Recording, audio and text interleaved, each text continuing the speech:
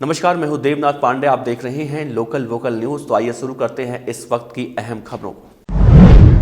अब कर्मचारियों को ईपीएफ पर 8.5% का एक मुश्त ब्याज मिलेगा। कोरोना के नए स्ट्रेन के खतरे के बीच ब्रिटेन से लौटे कई लोग गायब हैं। यमन में एयरपोर्ट पर ताकतवर ब्लास्ट हुआ है। और बहरहाल शुरू करते हैं आज का न्यूज ब्रीफ। सबसे पहले देखते हैं कि मार्केट का रेट क्या रहा, मार्केट क्या कह रहा है। बीएसई का मार्केट कैप 187.98 करोड़ रुपए रहा, जबकि 52% कंपनियों के शेयरों में बढ़त रही। तो वहीं 3134 कंपनियों के शेयरों में ट्रेडिंग हुई। 1650 कंपनियों के शेयर बढ़े और 1313 के शेयर गिरे हैं। और देखते हैं किन इवेंट्स पर आज रहेगी नजर। प्रधानमंत्री नरेंद्र मोदी राजकोट में वीडियो कॉन्फ्रेंसिंग के जरिए एम्स की नींव रखेंगे। केंद्रीय शिक्षा मंत्री रमेश पोखरियाल निशंक सीबीएसई बोर्ड की परीक्षा की तारीखों का आज ऐलान करेंगे। थोड़ी सरकार झुकी, थोड़ा किसान आंदोलन के 35वें दिन सरकार और किसानों के बीच 36 का आंकड़ा खत्म होता दिखाई दिया। कृषि कानूनों के पर किसान संगठनों और केंद्र के बीच बुधवार को विज्ञान भवन में 7वें दौर की बैठक हुई। 5 घंटे तक चली मीटिंग में सरकार थोड़ी झुकी हुई दिखी। सरकार झुकी तो किसान भी थोड़े नरम दिखाई पड़े। सरकार ने किसानों की 4 में से 2 मांगे मान ली है। बाकी 2 मांगों पर बातचीत के लिए 4 जनवरी की तारीख मुकर्रर की गई है। पराली जलाने और इलेक्ट्रिसिटी एक्ट को लेकर केंद्र सरकार और किसान रजामंद हो गए हैं। वहीं एमएसपी को कानून का दर्जा देने पर अगली बैठक में एक बार फिर से चर्चा होने की उम्मीद है। आईटीआर फाइल करने की तारीख बढ़ी। सरकार ने इनकम टैक्स फाइल करने का समय बढ़ा दिया है। अब 10 जनवरी तक इनकम टैक्स रिटर्न यानी कि आईटीआर फाइल किया जा सकता है। जानकारी के मुताबिक 28 दिसंबर तक कुल 404.37 करोड़ आईटीआर भरे गए थे। वे व्यक्तिगत इनकम टैक्स भरने वाले जिनके खातों के ऑडिट की जरूरत नहीं है, वे 10 जनवरी तक रिटर्न फाइल कर सकते हैं। वहीं जो लोग टैक्स देते हैं और उनका खाता ऑडिट होता है और वो लोग जिन्हें इंटरनेशनल फाइनेंशियल ट्रांजैक्शन की रिपोर्ट देनी होती है, उनके लिए आईटीआर का समय 15 फरवरी तक बढ़ाया गया है। इसी के साथ सरकार ने टैक्स ऑडिट रिपोर्ट की आखिरी तारीख बढ़ाकर 15 जनवरी 2021 कर दी है। कर्मचारियों के लिए खुशखबरी। सरकार की तरफ से कर्मचारियों के लिए नए साल से पहले बड़ी खुशखबरी मिल रही है। सरकार ने 2019-20 के लिए एम्प्लॉयज प्रोविडेंट फंड यानी कि ईपीएफ पर 8.5% का एक मुश्त ब्याज देने का प्रस्ताव मान लिया है। मुमकिन है कि ब्याज की ये रकम 31 दिसंबर 2020 तक कर्मचारियों के खाते में पहुंच जाएगी। सरकार के एक अधिकारी ने कहा है कि ब्याज दर से जुड़े प्रस्ताव पर इसी हफ्ते श्रम और वित्त मंत्रालय की बैठक हुई थी। इसी बैठक में ईपीएफओ को एक मुश्त 8.5% ब्याज देने की इजाजत मिली।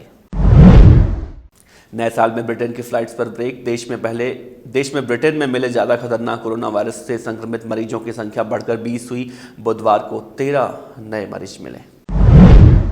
इस बीच सरकार ने ब्रिटेन से जाने आने वाली उड़ानों पर रोक 7 जनवरी तक बढ़ा दी है। पहले 22 दिसंबर तक की आधी रात से 31 दिसंबर तक ये रोक लगाई गई थी। इसके अलावा सरकार ने सभी इंटरनेशनल कमर्शियल फ्लाइट्स पर लगा प्रतिबंध 31 जनवरी तक बढ़ा दिया है। स्पेशल और कार्गो फ्लाइट्स पर प्रतिबंध लागू नहीं होगा। कोरोना के नए स्ट्रेन से देश में स्ट्रेस देखने को मिल रहा है। कोरोना के नए स्ट्रेन के खतरे के बीच देश में एक महीने में ब्रिटेन से लौटे करीब 33,000 लोगों ने सरकार की परेशानी बढ़ा दी है। बिहार, पंजाब और महाराष्ट्र जैसे कई राज्यों में यूके से आए लोगों की ट्रेसिंग नहीं हो पा रही है। कई यात्रियों ने पता और नंबर गलत बताया है, जिससे ट्रेसिंग में दिक्कत हो रही है। पंजाब में सबसे ज़्यादा 3,426 लोग ब्रिटेन से लौटे हैं। इनमें से 2,426 लोग अभी तक ट्रेस नहीं हुए हैं।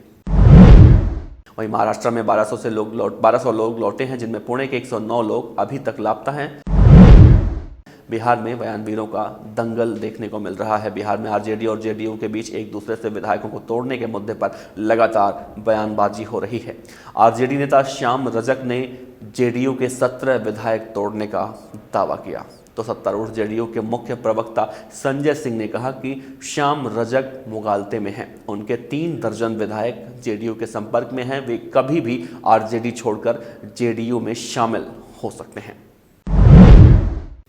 हालांकि मुख्यमंत्री नीतीश कुमार ने कहा है कि ऐसे दावों में कोई दम नहीं है।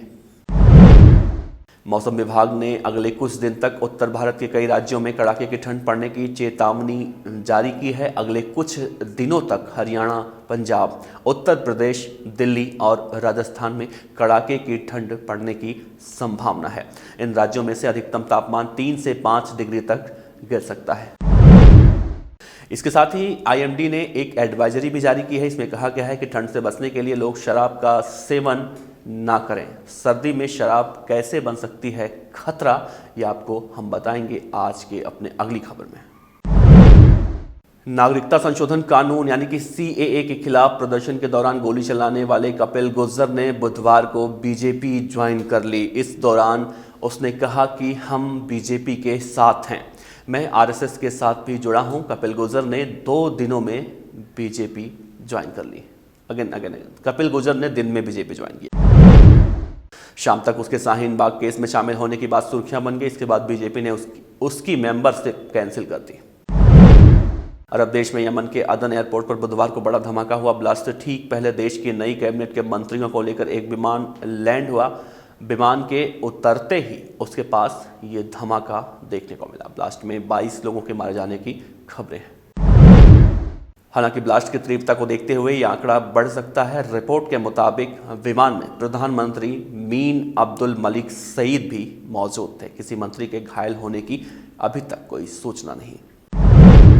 रणथंभौर में जा रहे भारतीय टीम के पूर्व कप्तान मोहम्मद अजहरुद्दीन की कार का सवाई माधोपुर के पास हुआ एक्सीडेंट। हालांकि एयरबैग खुल जाने की वजह से उन्हें ज़्यादा चोटें नहीं आई। पंजाब सरकार ने 1 जनवरी से नाइट कर्फ्यू हटाने का किया फैसला। राहत होटल रेस्टोरेंट को बड़ी राहत मिली है। अगेन रेस्टोरेंट को बड़ी राहत मिली है। अब इंडोर में 200 और आउटडोर में 500 लोग इकट्ठा हो सकते हैं। फाइजर की वैक्सीन लगवाने के 8 दिन बाद अमेरिका के एक हेल्थ वर्कर की कोरोना रिपोर्ट पॉजिटिव आई है। कैलिफोर्निया में रहने वाले एक शख्स जिसका नाम मैथ्यू डब्ल्यू है, उसने कोरोना वैक्सीन लगाई थी और कोरोना वैक्सीन लगाने के करीब 8 दिन के बाद एक बार फिर से उसकी रिपोर्ट कोरोना पॉजिटिव आई है। तो ये थी देश और दुनिया की अहम खबरें। आप देखते रहिए लोकल वोकल न्यूज़। साथ ही हमारे इस वीडियो को लाइक कीजिए, शेयर कीजिए, कमेंट कीजिए और हमारे चैनल लोकल वोकल न्यूज़ को सब्सक्राइब तो जरूर कर लीजिए। धन्यवाद।